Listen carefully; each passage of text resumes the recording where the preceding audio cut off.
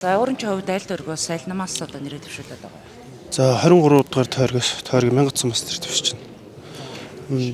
За 1000 цумыг юу яагаад сонгож нэрээ дэвшүүлэх болов? Энэ удаагийн сонгуулийн онцлогийг юу гэж харж байна? 1000 цум болох миний төрж өссөн нутагтай. Тэгээ төрж өссөн нутгаас аймгийн иргэдэд оролт одоо яваа гэдэг одоо үүргийг арчсан намаас надад хүлээлгэсний хувьд нэр дэвшиж байгаа. За энэ удаагийн орон нутгийн сонгуулийн та онцлогийг юу гэж харж байна? За энэ удаагийн орон нутгийн сонгуулийг одоо их өрсөлдөөнтэй сонгуул болох юм шиг харагдаж байгаа. Тэгээд одоо энэ 8 жил ингэ засагласан ард динамик одоо эсрэг арчсан намыг хийх вэ? Яаж сонгуульд ялах вэ гэдгийг юуг л харж оролцож байна да.